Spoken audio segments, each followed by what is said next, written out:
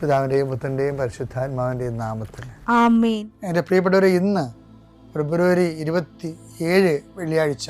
അമ്മേ പരിശുദ്ധ അമ്മേ, അമ്മേ പരിശുദ്ധമേ, ദൈവമാതാവേ, കൃപാസനത്തിലൂടെ ഞങ്ങൾക്കും ഞങ്ങളുടെ ദേശത്തിനും അമ്മ മധ്യസ്ഥം തേടി തന്ന എല്ലാ അനുഗ്രഹങ്ങൾക്കും കൃപകൾക്കും ഞങ്ങളിപ്പോൾ ഹൃദയം നിറഞ്ഞ നന്ദി പറയുന്നു. അമ്മേ പരിശുദ്ധമേ, ദൈവമാതാവേ, 2004 ഡിസംബർ 7 ഉച്ചകഴിഞ്ഞ് 2:30 കൃപാസനത്തിൽ സംഭവിച്ച അമ്മയുടെ പ്രത്യക്ഷപ്പെടലിനെ കുറിച്ച് തിരുസഭയ്ക്ക് സമർപ്പിച്ചിരിക്കുന്ന പഠനരേഖകളുടെ മേൽ സഭാത്മകമായ പഠനം ആരംഭിക്കുവാൻ ഞങ്ങൾ പ്രാർത്ഥിക്കുന്നു. അമ്മേ പരിശുദ്ധമേ, ഭൂസ്വർലോകങ്ങളുടെ രാജ്ഞിയായ അങ്ങേയ്ക്ക് ഭൗമസംരക്ഷണത്തിനായി പ്രപഞ്ചപ്രകൃതിയെ തന്നെ തിരുസഭ പ്രതിഷ്ഠിക്കുവാൻ ഈ പ്രത്യക്ഷീകരണം വഴി ഇടയാക്കണമേ. പരിശുദ്ധമേ, ജപമാല മാതാവേ, സകല കൃപാസനം പ്രാർത്ഥനയോടും ചേർത്ത് ഞങ്ങളിപ്പോൾ പ്രാർത്ഥിക്കുന്ന ഈ കുടുംബത്തിന്റെ പ്രത്യേക നിയോഗം പറ മക്കളെ.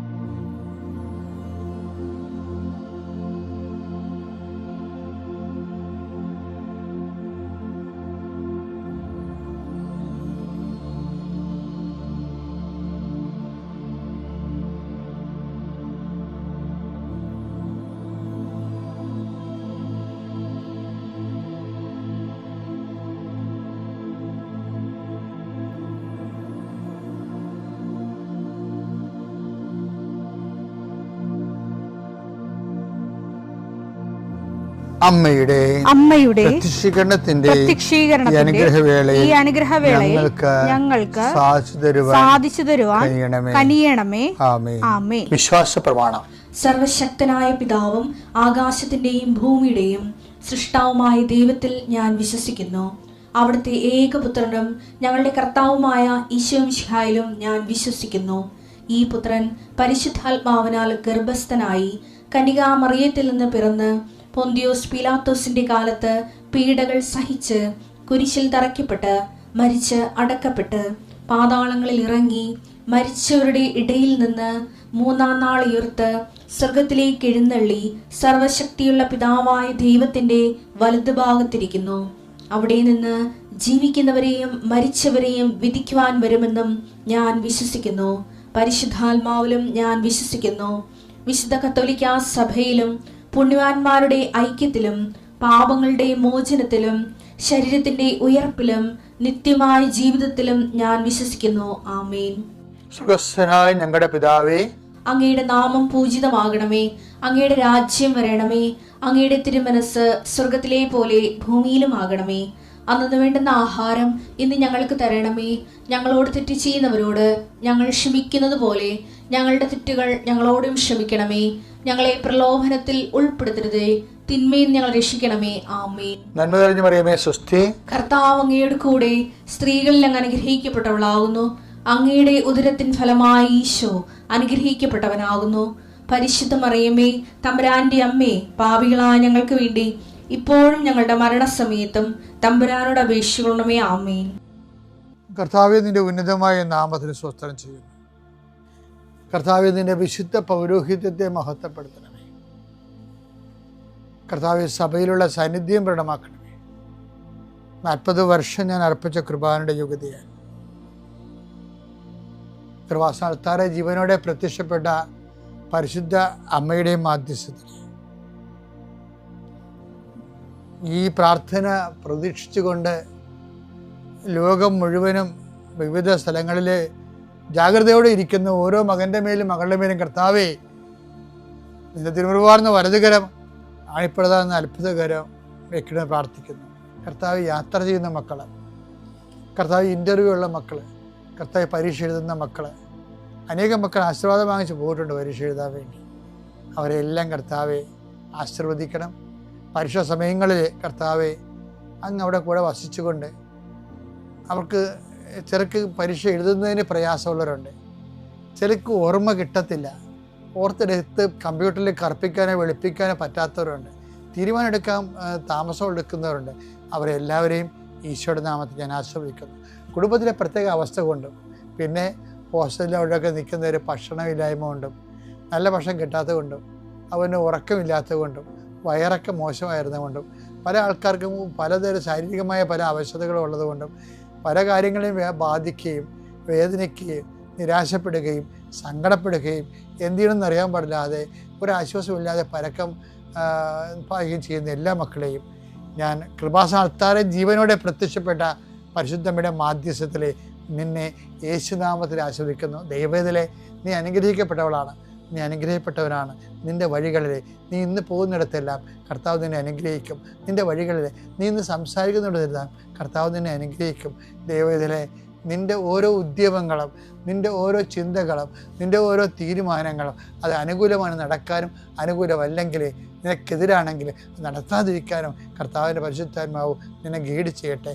എൻ്റെ കർത്താവിൻ്റെ ഉന്നതമായ നാമത്തിൽ സഭയുടെ അധികാരത്തിൽ കുരിശിൻ്റെ അടയാളത്തിൽ ദൈവത്തിൻ്റെ ശക്തിയാൽ ഇന്ന് നീ ചെയ്യുന്ന മുഴുവൻ കാര്യങ്ങളുടെ മേൽ ദൈവത്തിൻ്റെ കൃപ ചൊരിയട്ടെ. പരിശുദ്ധമ്മ ദൈവമാതാവ് നിനക്ക് വേണ്ടി മധ്യസ്ഥം വഹിക്കട്ടെ.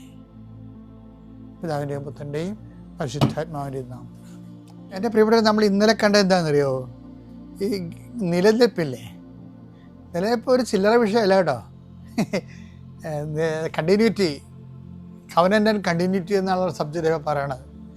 അതിനോട് ബന്ധപ്പെട്ടൊരു വാക്കാണ് യോഹന്നാൻ 15:16. നിങ്ങൾ എന്നെ തിരഞ്ഞെടുക്കുകയല്ല, നിങ്ങൾ എന്നെ തിരഞ്ഞെടുക്കുകയല്ല, ഞാൻ നിങ്ങളെ തിരഞ്ഞെടുക്കുകയാണ് ചെയ്തത്. അതാണ് വിഷയം. ഞാൻ ഇപ്പം ഉടമ്പടി എടുക്കുന്ന ആൾക്കാർ ഓർത്തേക്കണം, നിങ്ങൾ വന്ന് ഇടിച്ചതല്ലെങ്കിൽ ദൈവം നിങ്ങളെ കൊണ്ട് എടുപ്പിച്ചതാണ്.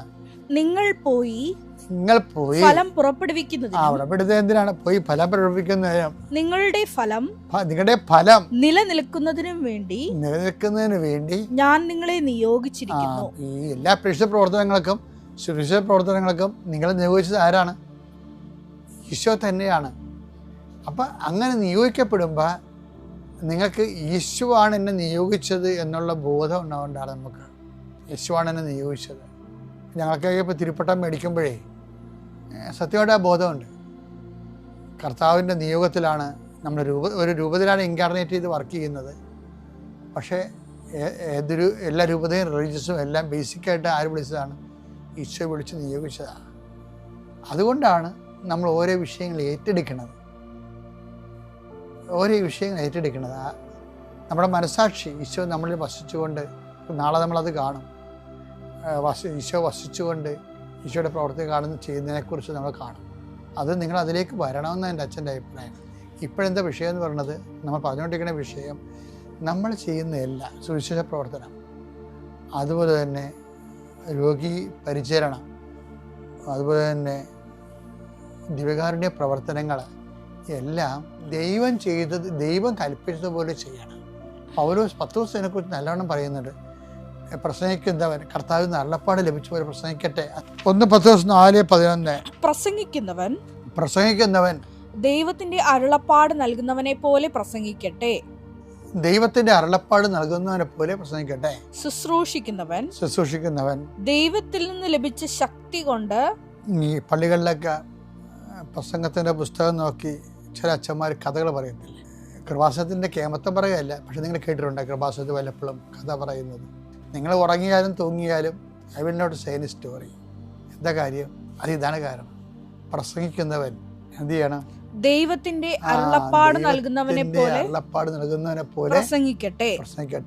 ശുശ്രൂഷിക്കുന്നവൻ നിങ്ങൾ ആതുര സേവനത്തിന് പോകത്തില്ലേ? കേട്ടോ, ദൈവത്തിൽ നിന്ന് ലഭിച്ച ശക്തി കൊണ്ട് എന്ന പോലെ ശുശ്രൂഷിക്കുന്നവന് ശക്തി വേണം. അല്ല ഉടമ്പടി എടുത്തതെന്ന് പറഞ്ഞ് ഓടിക്കെട്ടി നേരെ ആശുപത്രിയിലോട്ട് പോകരുത്.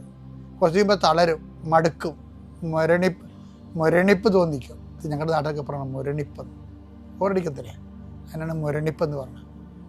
നിങ്ങളുടെ നാട്ടിലൊക്കെ എന്ത് പറയുന്നത് എനിക്ക് അറിയത്തില്ല. ഇങ്ങനെ ബോറടിക്കുന്നു നമുക്ക് വർക്ക്. അപ്പോൾ അതിനെന്താ വെച്ചാൽ അതിനെന്താ ചെയ്യേണ്ടത്? ദൈവത്തിൽ നിന്ന് ശക്തി ലഭിക്കണം. വെച്ചാൽ ഈ വിഷയം വെച്ചുകൊണ്ട് നമ്മൾ ആതുര സേവനം, ഇപ്പം ഞങ്ങളൊക്കെ ഉള്ള കാര്യം പറയാം. നിങ്ങളുടെ മുമ്പിൽ നിൽക്കുമ്പോഴും സുവിശേഷ വേലയ്ക്ക് പോകുമ്പോഴും ഞാൻ സമരത്തിനൊക്കെ പോകും. ചില അവകാശ പോരാട്ടത്തിനൊക്കെ പോകും. അപ്പോഴൊക്കെ എല്ലാം ഒരു 3-4 ജപമാലയൊക്കെ ചൊല്ലിയിട്ടാണ് പോണത്. പിന്നെ രാത്രിയും പകലും പ്രാർത്ഥിക്കുമ്പോഴൊക്കെ പിറ്റേ ദിവസം നടക്കാനുള്ള എല്ലാ വിഷയവും സമർപ്പിക്കും. അതാണ് അതാണ് ഈ പടം ഒന്നിൽ വായിച്ചത്. പ്രസംഗിക്കുന്നവൻ ദൈവത്തിന്റെ അരുളപ്പാട് നൽകുന്നവനെ പോലെ ദൈവത്തിന്റെ അരുളപ്പാട് നൽകുന്ന പോലെ പ്രസംഗിക്കട്ടെ. ശുശ്രൂഷിക്കുന്നവൻ ദൈവത്തിൽ നിന്ന് ലഭിച്ച ശക്തി കൊണ്ട് എന്ന പോലെ ശുശ്രൂഷിക്കട്ടെ. അതാണ്. ഇപ്പൊ നിങ്ങൾ പൊതിച്ചോറ് കൊടുക്കാനൊക്കെ നിങ്ങൾ പോകത്തില്ലേ?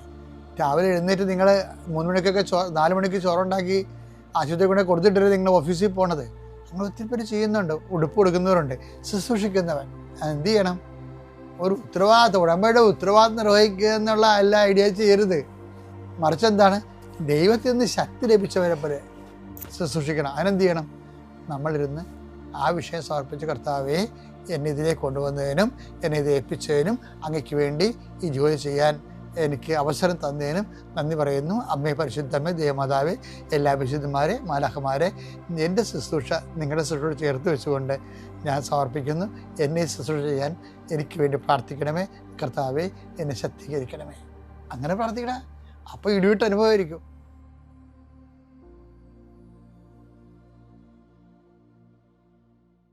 അത്യപൂർവ ദൈവാനുഭവങ്ങൾ ഇനി നിങ്ങൾക്കും സ്വന്തം. ഈ യൂട്യൂബ് ചാനൽ ഇതുവരെ സബ്സ്ക്രൈബ് ചെയ്തിട്ടില്ലെങ്കിൽ ഇപ്പോൾ തന്നെ സബ്സ്ക്രൈബ് ചെയ്യുക. ഈ വീഡിയോ ഇപ്പോൾ തന്നെ നിങ്ങളുടെ സുഹൃത്തുക്കൾക്ക് ഷെയർ ചെയ്തുകൊണ്ട് കർത്താവിന്റെ പ്രേക്ഷിതരാകുക.